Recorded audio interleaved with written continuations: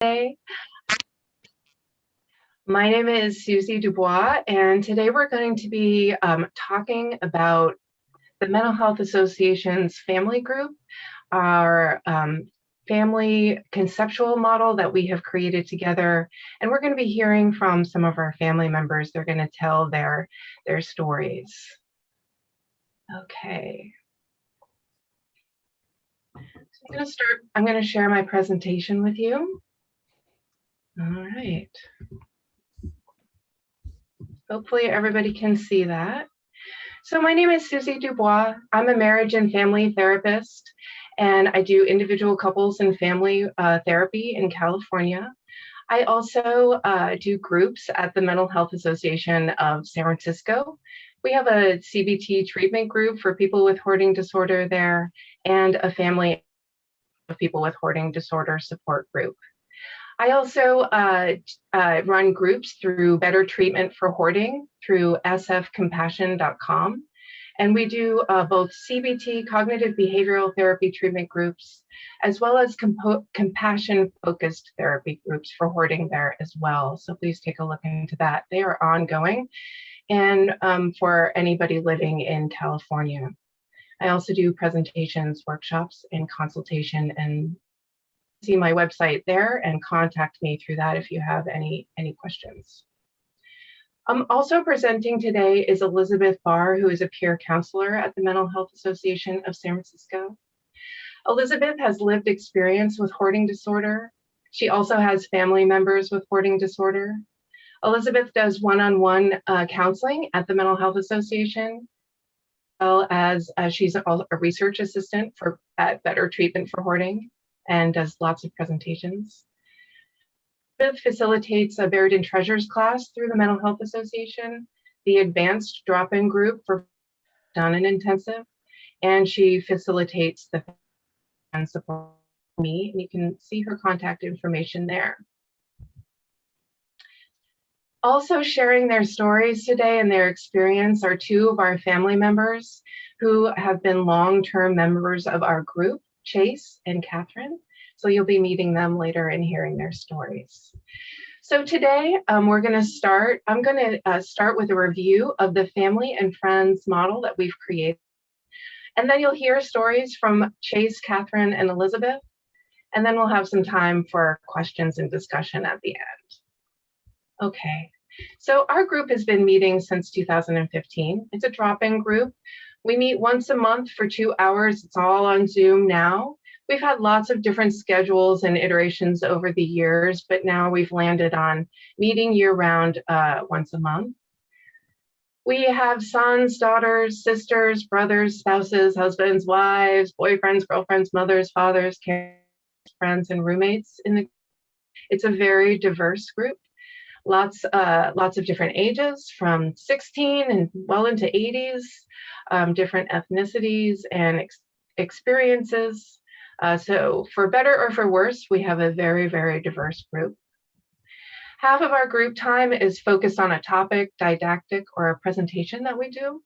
And then the other half is just open, sharing, and support for family members. We really want to have both spaces filled of continuing the education for folks to keep learning about this disorder, to be supportive, but also to really create a safe space for family members to share their unique experiences. And all California residents are welcome to attend.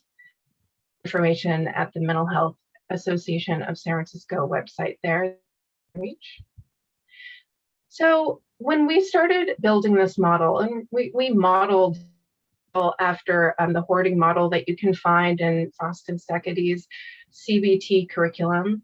And what we really wanted to do is create like a snapshot, a photograph, to just kind of capture all the issues that family and friends deal with, the things that impact family and friends. And then we asked ourselves, just like the diversity of our group, is it possible to group all of these issues into, one kind of piece of paper, one model? Can we generalize enough to include children of people who have hoarding, spouses, siblings, parents?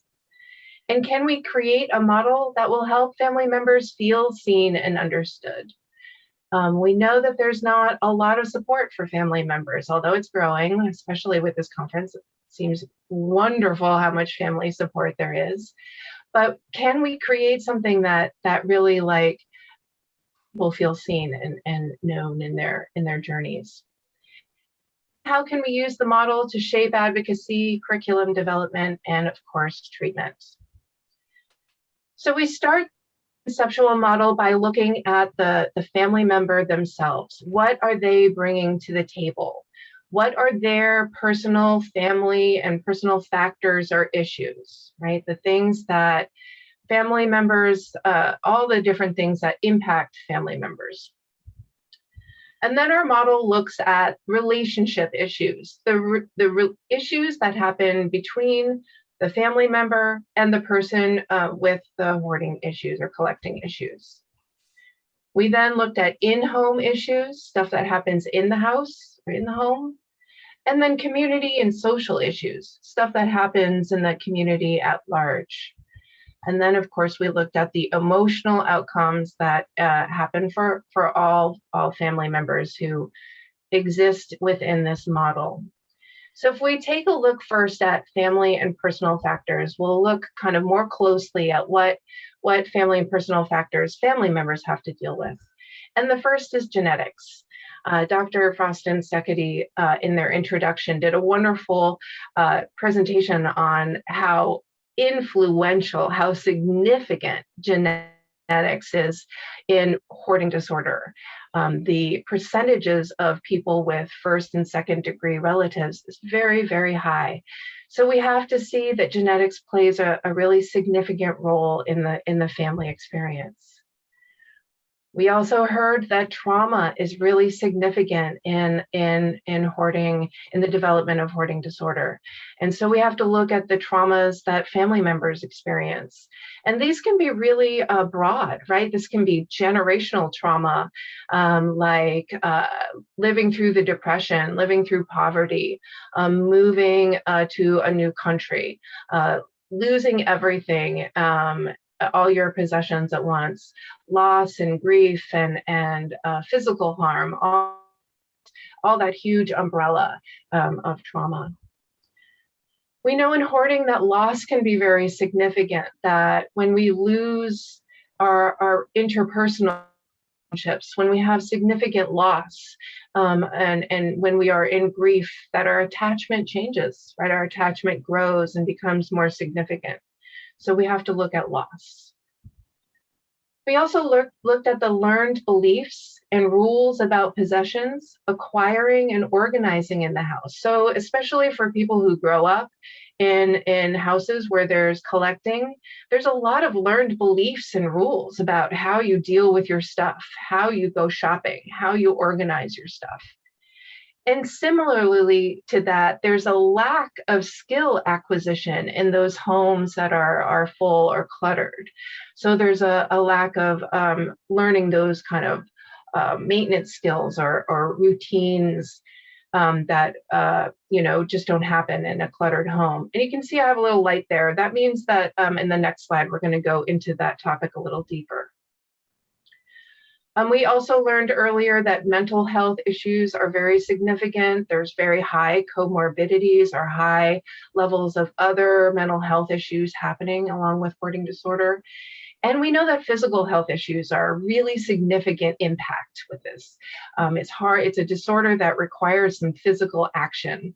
And when there's physical health issues, they can be quite impactful. So know that hoarding is expensive. Treatment is expensive. Dealing with stuff is expensive. Hauling, storing, the whole business. It's really, really pricey. So finances can be really significant. And then just resources in a broad way, internal resources, community resources, treatment resources. All of these things are really important factors. So if we look a little bit closer on the next slide, we're going to look at lack of skill acquisition and those learned beliefs and rules. And this can happen in a house where, a family is growing up together and there's children and they're growing up with these learned beliefs. But this can also happen in couples over the years, and among siblings too, that you can kind of have this acquisition of belief systems over time. So we see a lack of systems, routines, and maintenance, especially children are growing up not learning those things. A lack of homes or of places to put things away. So not having that skill of both knowing where something should go and then the action of actually doing that. We see in families lots of crisis cleaning or no cleaning. So somebody's going to come in, so lots of crisis cleaning before people come over or something's happening, or just no cleaning whatsoever. Lots of scarcity shopping or stocking up, that you can see that generational belief of scarcity going through families, the belief that you need to buy lots now in case of lean times later. There's lots of acquiring rules and beliefs around sales that family members kind of come into. Like, when do you shop? Do you shop as a reward? Do you shop when you're not feeling good? Do you buy 10 of something when it's on sale? And then we also see ecological rules and practices being a really significant family issue, right? That generational belief systems going through about how to get rid of things, when to get rid of things, how to reuse things, when, there's all those beliefs about wastefulness and responsibility. We can also see the perfectionism going through the families there. Learned beliefs about discarding, just how often, when, what to do, and learned rules about enough. Especially a lot of the children of people with hoarding grow up really struggling with not knowing kind of the limits of that. So if we look back into the conceptual model, we move on to the relationship issues part of the model. And the relationship issues we see, of course, are communication, which isn't, an issue we see in all families, but certainly true for families with hoarding issues.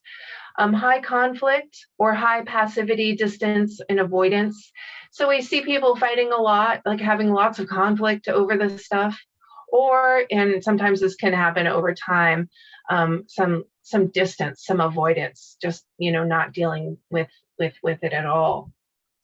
Lots of codependency within relationships, a lack of connection. We can see this even through folks not being able to have meals together or sit on the couch together. Lots of my family members talk about an imbalance, a power imbalance is in the relationship. Who holds the power in the home? And then with this, we see a lot of blame and responsibility. Who's to blame for what? Who's responsible for what? We see standoff in relationships, and we're going to talk about this a little bit later as well. And then we see accommodation. So if we go a little deeper into accommodation, we can see, well, first of all, let's define accommodation, because accommodation is a bit tricky. So first, accommodation is defined as the process by which family members participate in an individual's symptoms.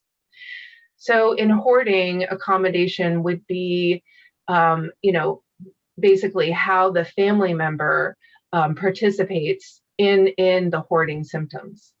Some examples of this might be providing reassurance, decreasing their responsibility, or modifying your own leisure activities or family routine. So if we think an example of this, we can imagine a family member who, is in a couple, a wife, a spouse, who in the beginning of the marriage has people over for her book club every couple of months, right? And, you can imagine the conflict, right? It would be that crisis cleaning that would happen every single month or every single time she had people over. And then at some point, the wife just might give into it. It's too much stress, too much work, can't do it, and stops having her book club member over, and they start meeting outside of the house. So you can see that we can use that as an example of accommodation, that the wife then stops her routine, stops her activity in order to accommodate the stress, to avoid the stress of cleaning up. So unfortunately, what we know is that accommodation plays a maintaining role by reinforcing folks' symptoms, by preventing the reduction of anxiety. So even though it was very high conflict to have to clean up every 3 months, you can imagine how without that tension, without that pressure to clean up every 3 months, the house might very quickly fill up after that point. And that's because there has been a reduction in anxiety, right? So the wife saying, okay, fine, I won't host book club anymore, reduced everybody's anxiety and reinforced the behaviors. So something kind of special about accommodation in hoarding disorder and specifically was discovered by Dr. Vorstenbosch in 2013, and she found that she uses the word caring significant other for family members. She found that almost everyone who identified as a family member believed that their accommodation behaviors were helpful. And this is true for other disorders. So if you imagine another disorder, if you imagine a parent brushing the teeth of their severely autistic child to get out of the house on time, right? We can imagine that's an accommodation. And that accommodation, again, doesn't help the child learn how to brush her own teeth, right?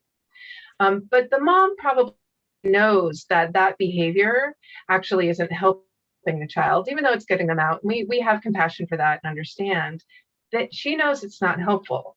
But in hoarding, folks feel that their accommodations are helpful. And so the issue that we see is that it's hard to get folks to recognize the accommodations and then try and reduce them in order to reduce the symptoms in their family member. All right, so to issues that are in the home, we see turf wars, right? What is my space? What is your space? Where is my stuff? Where is yours? What is your stuff? What do I have? We see lots of loss of control, conflict, clutter blindness. We talked about that earlier, where folks stop seeing their clutter. We see this in family members as well. So family members can also experience clutter blindness and kind of stop seeing the clutter in the house. We see mutual avoidance or standoff. We're going to talk about that again. It's both a relationship issue and an in-home issue. There's lots of health and safety concerns, and of course, quality of life. Eviction and housing security is especially important for those of us in the Bay Area. So if we take a closer look at standoff and what that means, and really this can be most significant between spouses and folks who are a couple. And I'm going to describe it as a conversation between spouses. So one spouse says, as an example of standoff, I don't have to address my hoarding because he's an alcoholic and he isn't addressing his drinking. And then he says, I don't have to address my drinking because she refuses to address her hoarding. He says, I can't ask her to address her hoarding because I don't want to deal with my drinking. And I can't ask him to address his drinking because my hoarding problem is so much worse. So you can, put whatever issue, in that drinking space, right? It can be another mental health issue. It could be another person with hoarding disorder. We definitely see couples, two people coming together with hoarding issues. It can be anything, right? So, but we see this issue of kind of getting stuck, this issue of standoff, being nobody moving forward because of whatever is happening for them. All right, moving quickly through the model, going through the community and social issues, so the issues that happen outside of the house. We see a ton of shame and embarrassment, isolation, lack of social norms and experiences. We'll go closer into that. It's really difficult to find support for family members.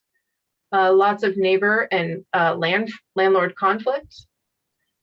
Some folks have involvement with social services, especially for children and spouses, so much secret keeping. So we'll take a closer look at the lack of social norms and experiences. And I put it into 3 different sections. So for those who grew up with hoarding in their house, we can see there's a lack of birthday party experiences or sleepovers or reciprocal friendships. Folks report that it just was very scary to reach out to make friends, knowing that at some point there would be that moment of not being able to invite them over.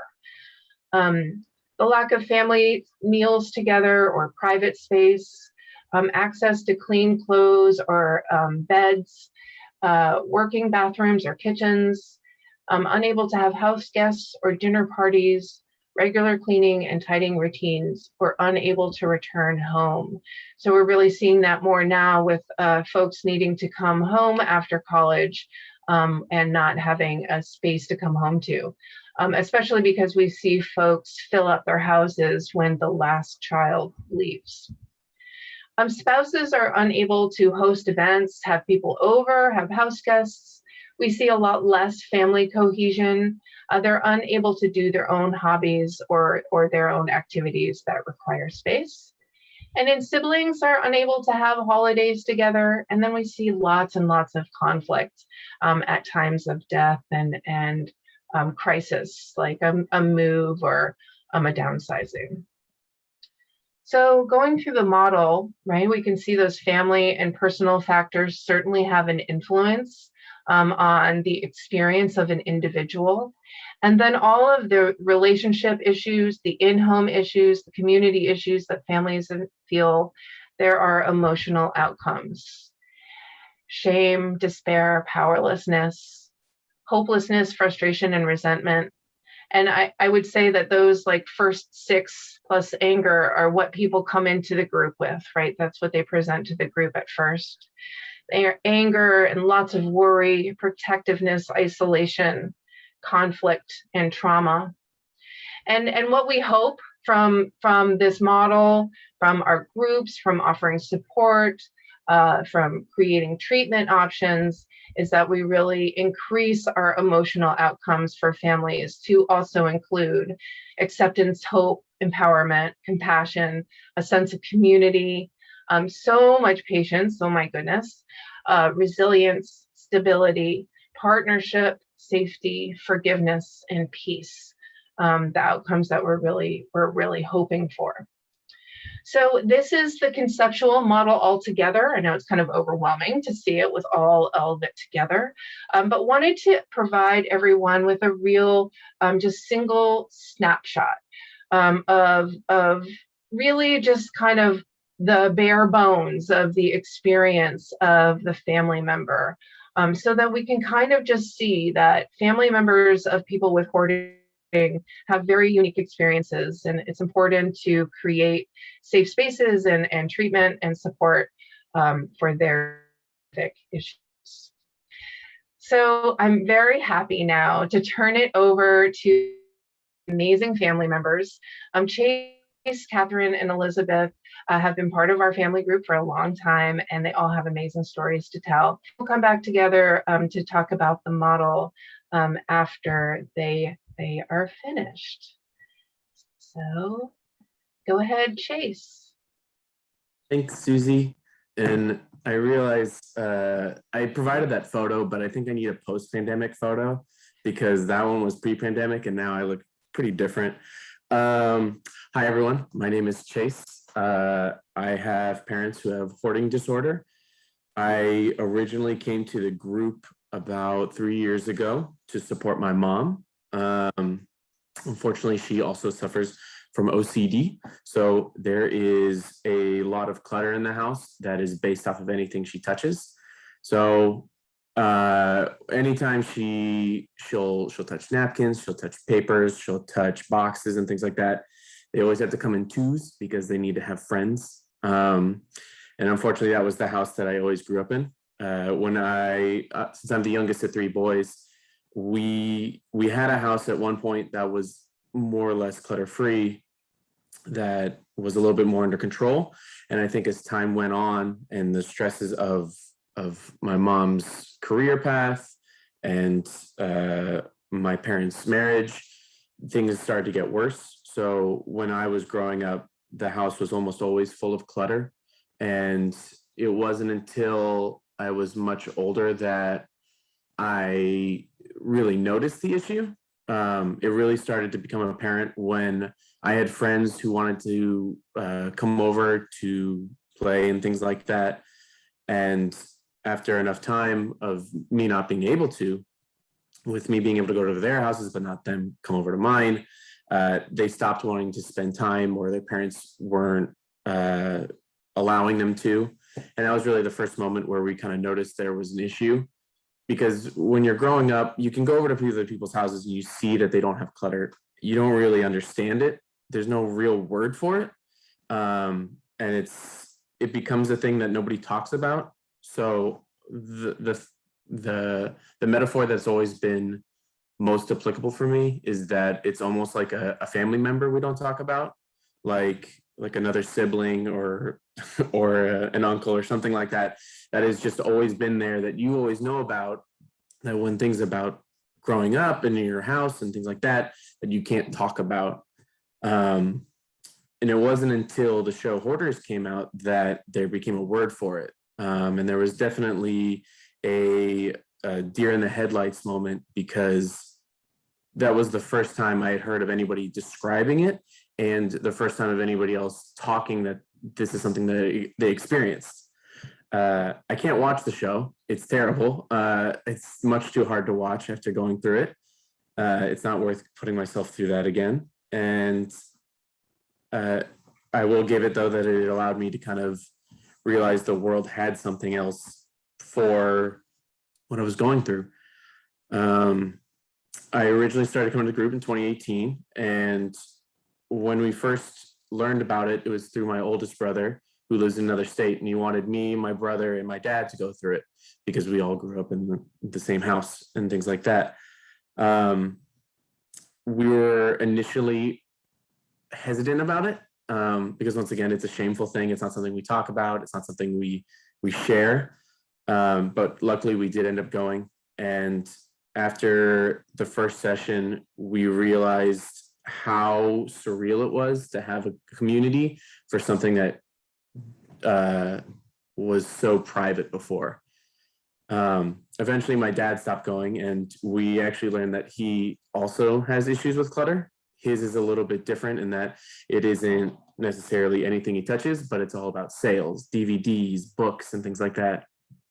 And we believe it was always around. You know, there was records in the house, comic books, shelves and shelves and shelves of it, but it's a lot easier to ignore it when you have actual garbage and papers and boxes and things like that. I kept coming to the group to kind of get a better idea of it, because at first it felt kind of ridiculous to come to support my mom. Like, here's this person that's caused all this anger and all these arguments and all this frustration, and you know, it felt almost like the most absolute ridiculous thing. Like, we're the ones who had to live through this house. You want us to now sympathize? Like, that's not happening.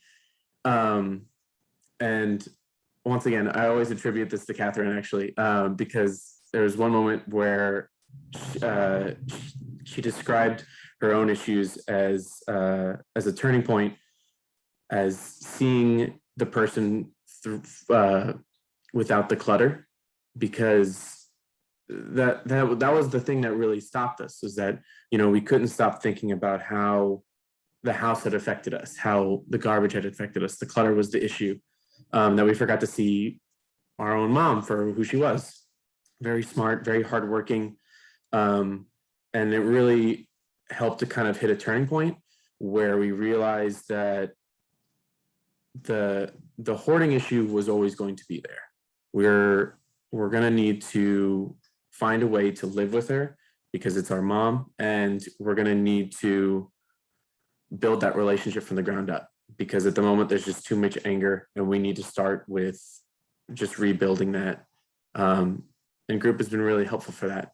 I can't express how much it's helped in terms of reestablishing my perceptions of the house and my mom. And I mean, even to this day, I'll still have dreams about living in the house. Like, I had a dream just last week, and it pains me to say it, where like I found an extra room in the house, and this would happen all the time, that I would open up a door and all of a sudden there's a grand hall or something like that.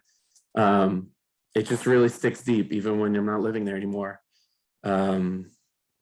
So I'm still attending group, and I moved out of the house years and years and years ago. And now I'm finally living on my own. I've been for the past 2 years. And as Susie said, there's a good chance that people who have family that struggle with clutter will usually also have issues with clutter. So the most important thing for me is to make sure I'm not doing the same. It's gratifying to finally see that, you know, when we were growing up, we didn't have a chance to clean, but now that I have my own shower, my own kitchen, I have to sweep and things like that, it's like, okay, can I actually do it? And it's been, it hasn't always been easy. There's still times where I go, I really just hate washing dishes, I don't want to do it, but it's felt really good when you actually get down to it and you're like, wow, this is my place. So yeah, that's been my relationship with clutter in my family. Thank you, Chase. Thank you for sharing your experience. Okay, we're going to have lots of time to open up for questions. You can put questions in the Q&A afterwards. All right, up next is Catherine.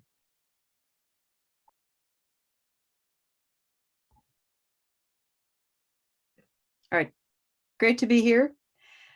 Thank you all for your presentations. And I want to talk about my relationship with my husband.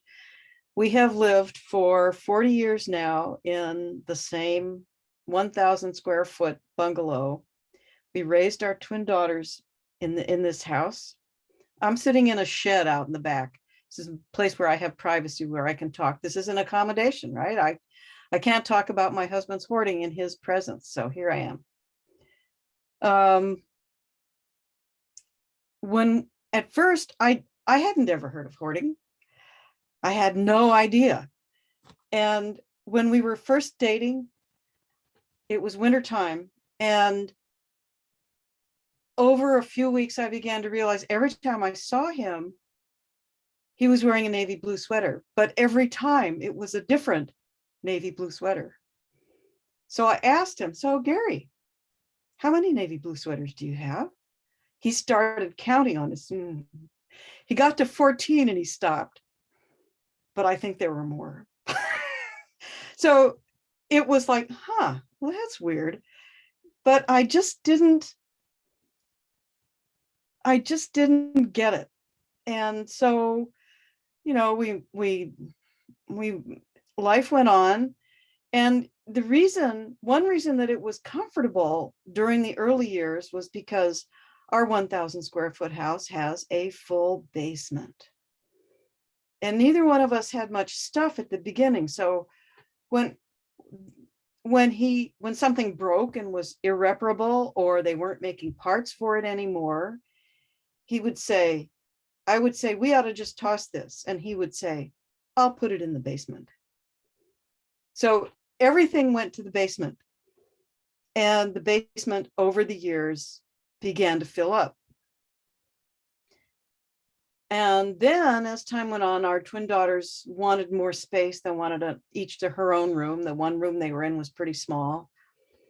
So we tore down our garage, our detached sagging garage, and built a new structure that housed, right to my right over here, is a big room that was to be his study. He was a college professor and worked at home a lot. So he moved out of the room he was in the house into the study, and the room in the house that he was in became a bedroom for one of the girls. So he worked out there and started filling up the study. So then,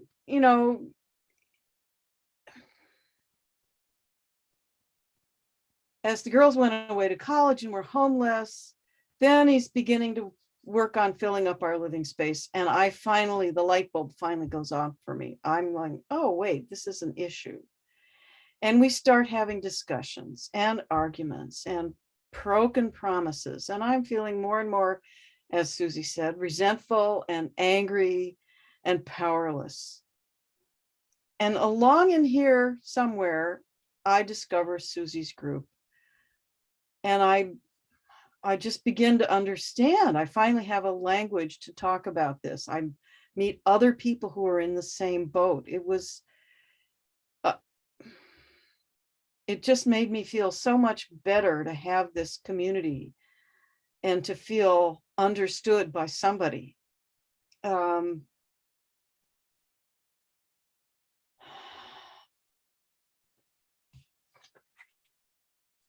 When the girls were pretty much out of the house, I appropriated the big room that had been his study in the house. Now here, Susie, you were talking about homelessness, young adult children being unable to return to the house. Well, yeah, because in order to get that room, I had to give him the other room.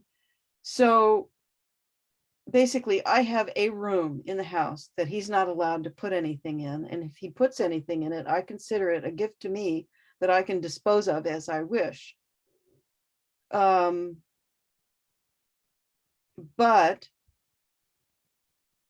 our one daughter, Rebecca, for a long time, 15 years, refused to set foot in the house. That was her way of dealing with the hoarding.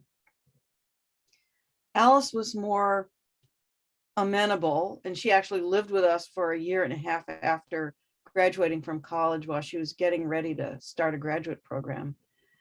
But now it's just not possible for either one of them to spend an overnight in the house. And I gradually came to understand, with Susie's support, that in addition to being a hoarder, my husband hits all of the bullet points of OCPD. And he does not experience shame or embarrassment, or at least he says he doesn't.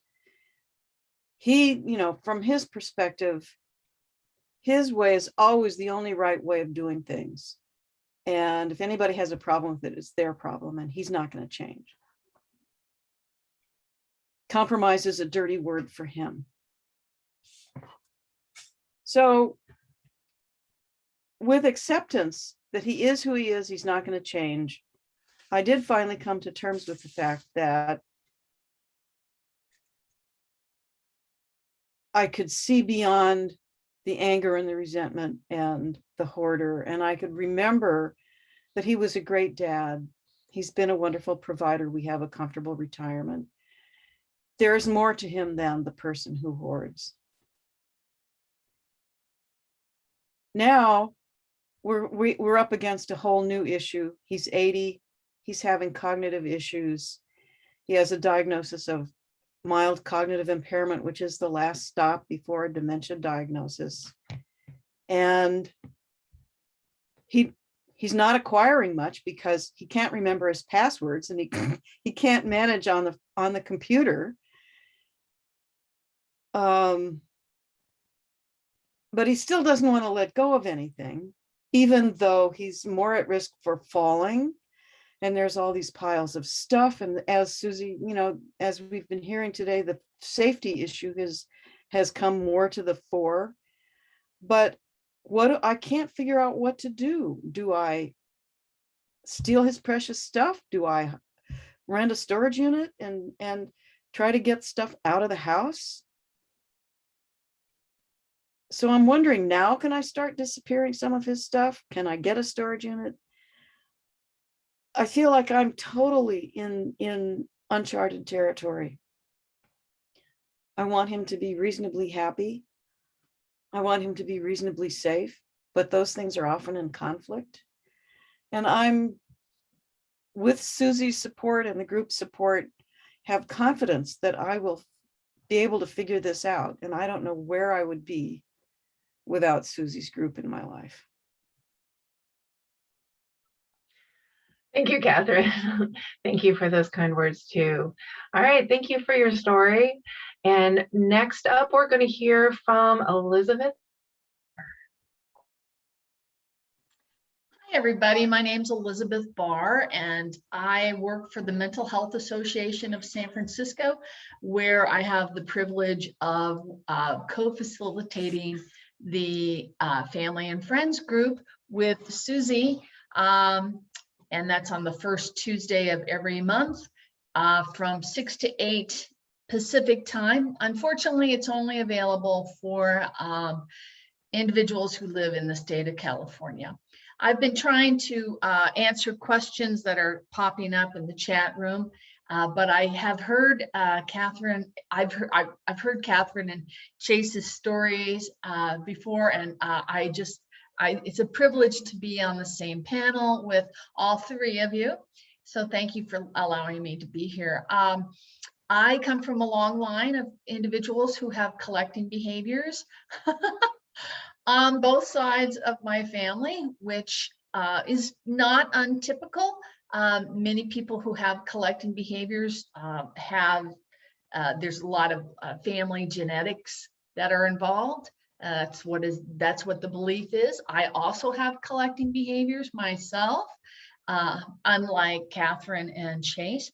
So I have a double whammy here, I guess you would say, because I have family with it and I have it myself. I also, just to add on to it, I married a guy who had collecting behaviors too. So I'm the daughter of someone with hoarding, and I am the widow of someone with hoarding. Both of my, when we were looking at the model that Susie put up, I identify with so many of those components, and I really am so proud of the group for putting that together in the discussions that we had in our group. So both of my paternal grandparents, my father's parents, were orphans. And this was around the turn of the previous century, around 1900. And during that time, to live in an orphanage was really pretty bleak. And my grandmother was ultimately adopted, but she was adopted for the purpose of being a farmhand. My grandfather had it a little bit better because when his parents died, his older siblings raised him. But they both came from a place of deprivation. And for my grandmother, things became, if someone gave her an object, that meant that it was a sign that they loved her. So the meaning of objects were stuff is love. And my father grew up in an environment where my grandparents met each other, two orphans, married each other, raised children, and they didn't have any role models as to how to be parents. And my father was raised by them, and so he did the best he could, and I have tremendous compassion for him. So he had a lot of deprivation as a child, and he had collecting behaviors as well. But all of these people were very, very brilliant and contribute to the world and had leadership skills and were extraordinary individuals. And hoarding behavior was just one aspect of who they were. And I have tremendous compassion and forgiveness for them. Let's see. When I married my husband, there were turf wars for sure.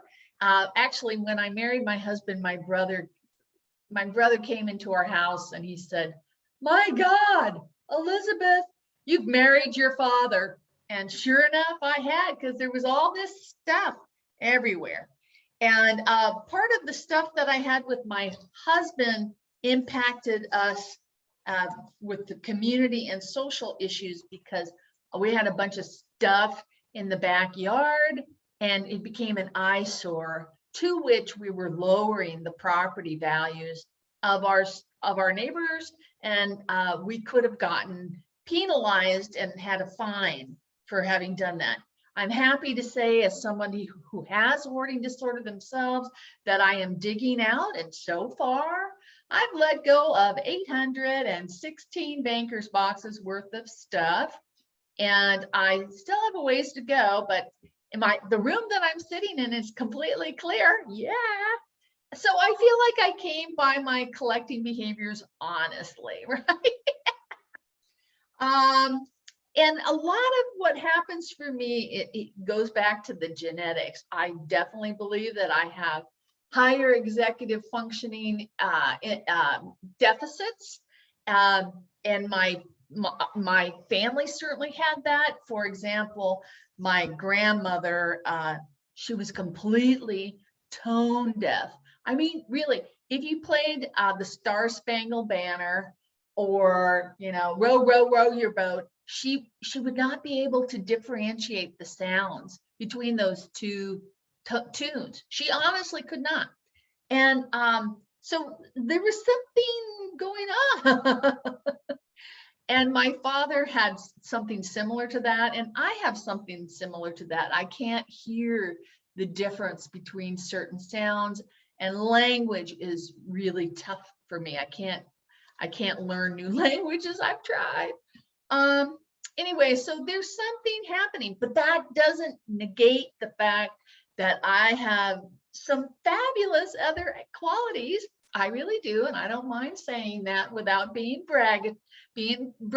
But you know, yes, I have a challenge. I have hoarding disorder, but that doesn't make me a totally bad person. And yes, my family members and my late husband also had this issue, but they had so many other wonderful qualities as well.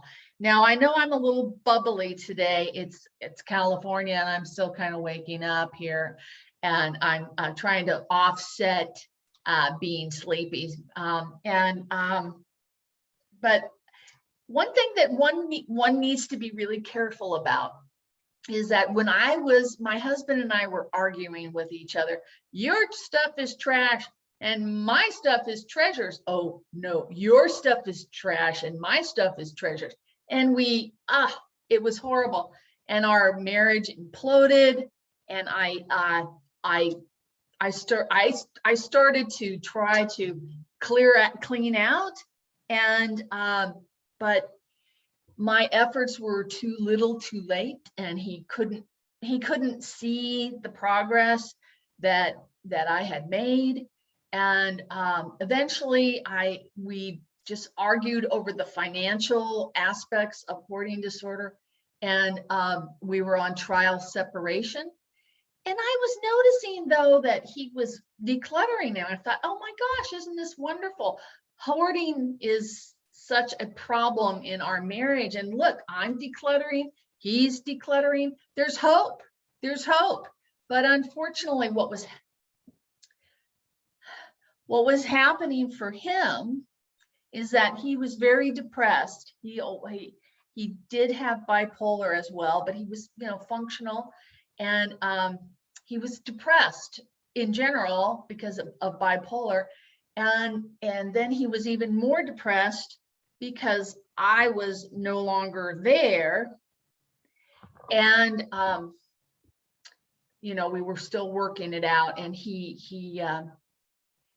chose to end his life.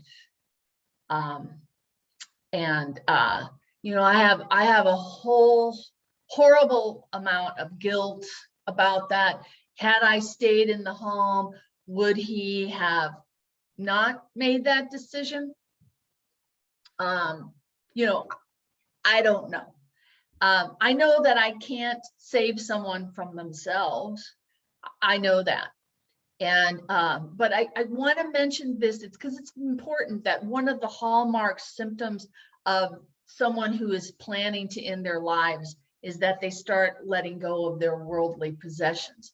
And of course, when we're trying to help someone who has hoarding disorder, they're letting go. We want them to let go of the collection. So even me, who I've been in social services for decades, I didn't catch on. I did not catch on.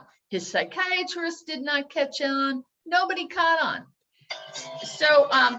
So please move forward on these decluttering efforts with caution. And I'm seeing in the chat room sort of that people are trying to send me some love, and I really appreciate that. And I want to thank you all for being at the conference, because that's an indication that there's someone you care about and you want to find out more information so that you can support them. Many people with hoarding disorder, they don't have anybody because everyone has abandoned them or they've pushed everyone away. So thank you for your continued interest in supporting that person in your life who has collecting behaviors. You're all awesome, even though I've never met you. I'd like to, and let's all have a great conference together. And I'm sorry, I kind of welled up. I'm a little emotional at the moment because every time I talk about my husband, it's hard. Thank you, Susie, and I pass. Thank you, Elizabeth, and thank you to Catherine and Chase for sharing your stories.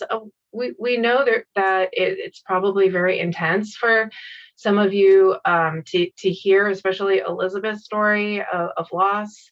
But we really wanted to share the experiences from these folks, and they tell their stories so beautifully.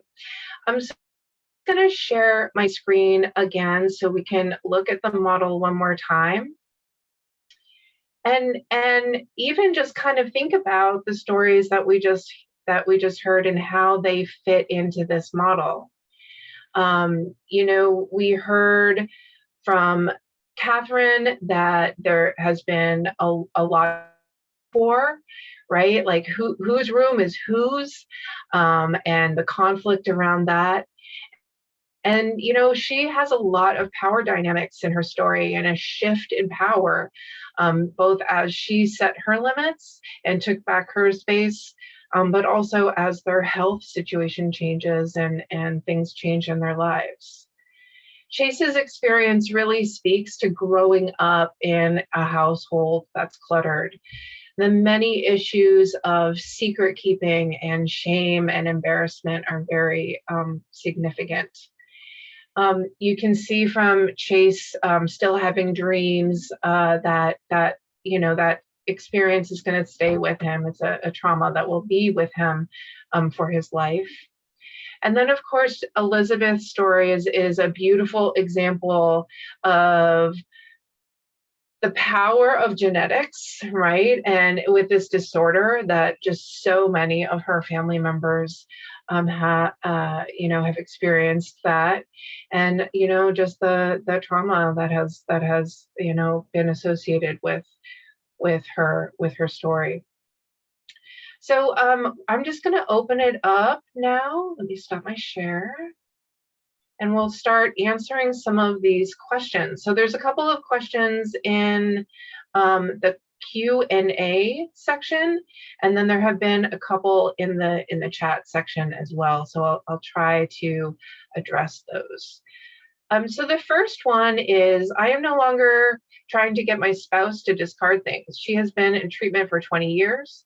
Has anyone out there with hoarding had any success with adjunctive therapies such as exercise, meditation, feedback yoga, functional MRI with medication targeted to different brain regions, TMS, etc.? Elizabeth, do you want to answer this one? And then I can as well. Yes, all of the above is really, really helpful, and that we believe at the Mental Health Association that we need to look at the person, the whole person, not just part of the person, and that the more support we can offer them, they that if we raise them up to the highest optimal place of general well-being, that the individual will be able to make healthier choices in every area of their life, including collecting behaviors. And to that end, we also at MHASF offer free support groups on a wide range of topics, including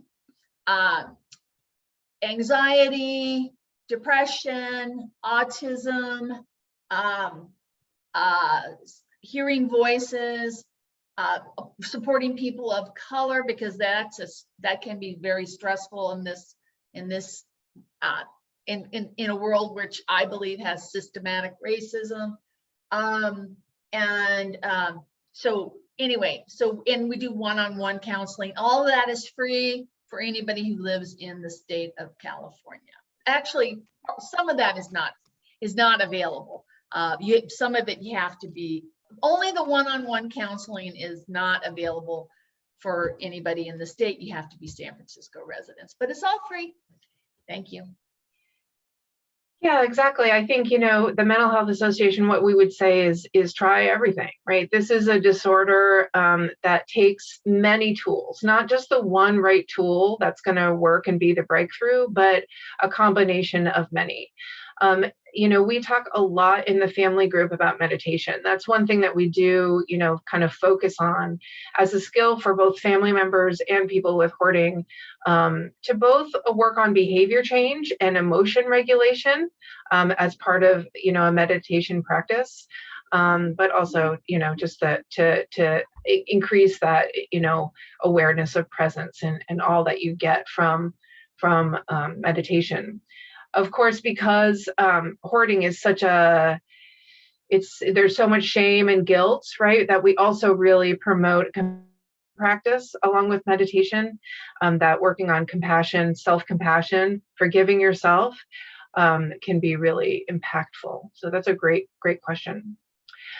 Next question is, how have you been able to evolve and create safe boundaries for family members who don't collect when many in the group have their own collecting behaviors? This is an ongoing issue that we've, been kind of dealing with in different ways over the years. And where we land is that if you have a family member who you want to support, you're welcome to come to the group, whether you have your own collecting behaviors or not. Now, we tend to have a one-on-one conversation with that person because, family members come to the group, like I said, with those first 6 or 7, right? Anger, resentment, and hopelessness. And so it's hard to receive that, right? That, Chase may have felt those things for his mother or father. And so as a mother, we could be in the group being like, oh gosh, this is how I'm making my child feel. So you have to have the resilience to be able to handle that and kind of compartmentalize. But in addition to that, we do sorting and discarding in our family group. So we do a couple of sessions here and there doing our own discarding, because one is to practice like a coaching technique, but also so many people have their own issues. All right. Oh gosh, so many more questions. So here's one for Catherine. Whoops. How does OCPD lead to hoarding behavior? I always think of the extreme perfectionism, neatness, and order in OCPD. Thanks for sharing your story. You'll have to unmute, Catherine. Okay, here we go. Perfectionism for hoarders manifests as, I don't want a mistake and throw something away. So I'm going to keep it. And so then you wind up having no place to store things. So it's sort of a failed perfectionism, because you can't bring yourself. Every time I would suggest that he unload something, he would say, I spent good money on that. I might need it someday. It's like he just couldn't let it go. And he's never been a joiner of groups. it's like he's not gonna, his way is right and he's not gonna change. And all of our discussions ended when he would say, well, you could move. And it's like triggering all of my buttons. But anyway, it's sort of a failed perfectionism for people who have OCPD. Yeah, thank you, Catherine. I think with OCPD, I mean, it's super tough disorder to treat and to be in relationship with. Catherine has had to do just a ton of boundary work, right? Like, here is where my boundary is, and I am not going to budge it. My boundaries are not going to move. So that can be really helpful with somebody who is as rigid as folks can be with OCPD. Now, somebody else, Michelle asked, what advice would you give me as I contemplate commitment, marriage, or cohabitating with a really lovely man with likely hoarding disorder? So I want to quickly just answer, and then maybe Elizabeth too will have some thoughts. That this again is a boundary issue, right? Like what we teach spouses can very consistently is to set those limits and boundaries, and to watch out for the accommodation. So Elizabeth. Yes, don't a lot of people get married with the idea that they're going to change their partner. It's, oh, they're wonderful and the love will conquer all, and or something like that. But I would just know ahead of time that this is what comes with the package, and don't expect it to go away. And in fact, with collecting behaviors, it's probably going to get worse before it gets better. Why do I say that? Because as a person ages, they tend to acquire more and more and more objects, because it takes time to do that. And one's ability to respond to the objects diminishes as one ages. So if you can handle living in a dense environment with a lot of stuff, then go for it. But if it's going to make you uncomfortable, you might want to think about it ahead of time, perhaps enter into some counseling so that you can bring that issue to the table in advance. Catherine, did you want to answer that one as well? You'll have to unmute. Yeah, you're not going to change him. It's just not going to happen. And the thing that saved my marriage was having my own room, my space that he can't put anything in. I had to monitor it at first. He would like put things in there and I would say, no. And I had to overcome a series of my own personal challenges to get to the point where I could say no to my husband. I entered the marriage with an unconscious belief that as long as I let the man set the terms of the relationship, everything would be fine. And that came out of experiences that I had that I wasn't aware of. And I had to work on those before I could get to where I could say no to my husband. So I needed my own personal growth. And so between having my space and having a community that I could work with and talk to about what's going on, I've been able to stay in my marriage. And I'm grateful that my daughters, they're 35 now, are not stuck having to manage a dad entering dementia without me there. So that's just been a huge benefit for me of the work that I have done with this group. Thank you. Great. So I'm going to bring an question for Chase that is he also already answered. So maybe you guys can see this, but the question is, how did you bring up the topic with your mom about her issue? How do I start to talk to my parents without alienating them? I mean, so I'll kind of paraphrase what I wrote, but the main thing is just taking care of yourself. I mean, you can't help them unless you're in that own headspace for yourself. And there's nothing wrong with it not being you.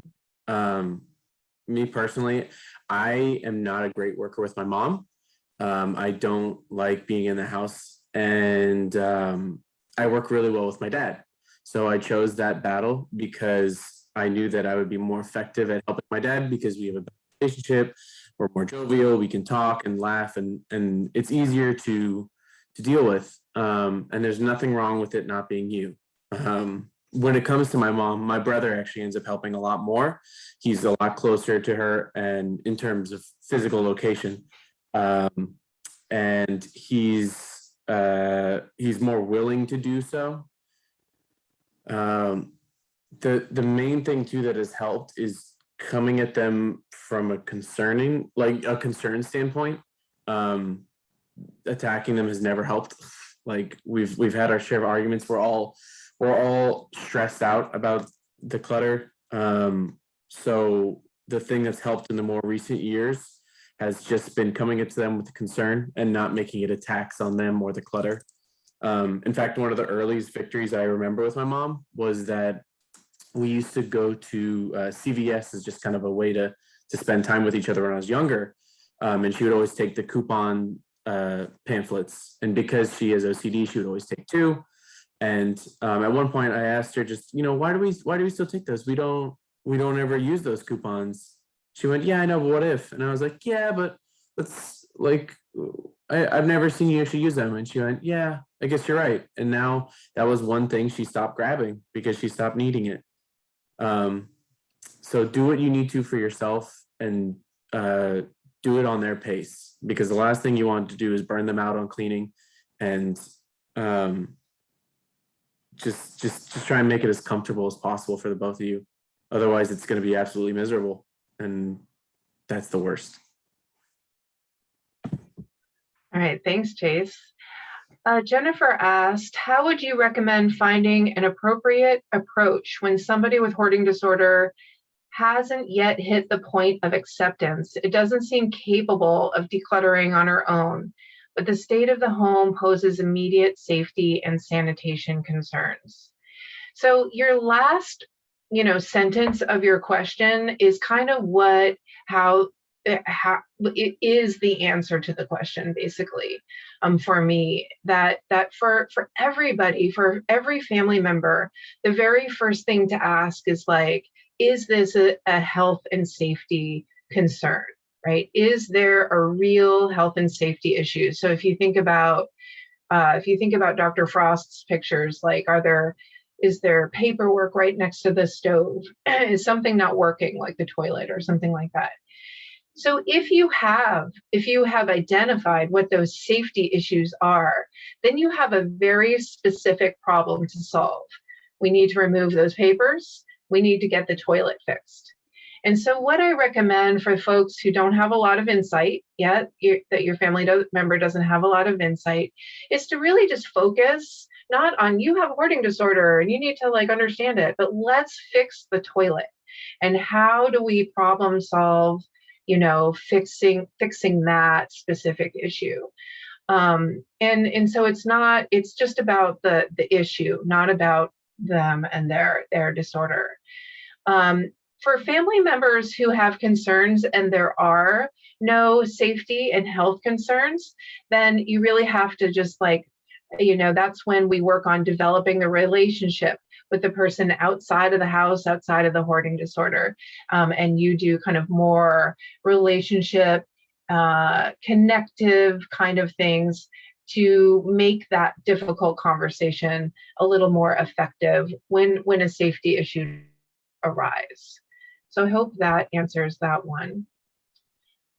There's one for Chase that I'll pass on. Chase, does that pose a challenge in your relationship with your brother?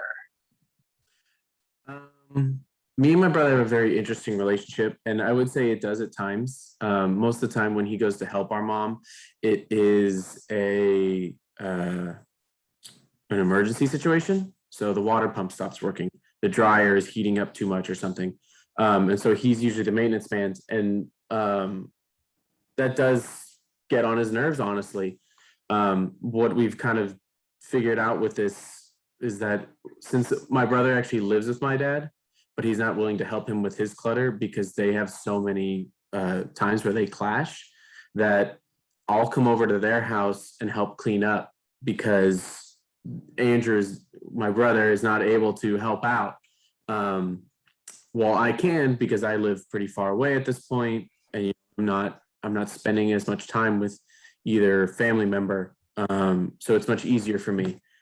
It does make it hard. And also my brother does also attend the group. So at times, it is hard for him, but he also understands the right way to handle these things because he's also coming to this group.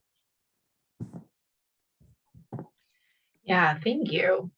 Pam asked, any contact, follow-up, and or other activity during the time between the monthly meetings? And currently, we don't have anything, but certainly family members are in contact with each other and can support each other, in between meetings. And certainly Elizabeth and I are just available for, support and help, but it's just the monthly meeting at this point. I do want to mention, I had put into the chat room earlier, and I'll see if I can get the link in there. Please consider going to the Mental Health Association of San Francisco, our website, and you can get on our mailing list because once a month we have an event that is a presentation that's available for anybody in the world, so that you don't have to be limited to California. And we often have presentations on hoarding behavior there. Like our next one is going to be August 12th, which is a Thursday from 3 to 4:30 Pacific time. I did put this in there earlier. And it's going to be a presentation by the University of Florida. And it's a research team. And they're doing a study, and they're looking for participants who have collecting behavior in order to do study on them, and they pay them $20 an hour for $200, which is, hey, it's better than a sharp poke in the stick. And I'm sorry, I'm tangled up. I got to get some more sleep here. But anyway, so these presentations we have once a month, and we have a conference of our own that's coming up on November 3rd, 4th, and 5th. It's also a free conference, and there'll be a huge track on hoarding disorder, and that'll be free and available to anyone in the world.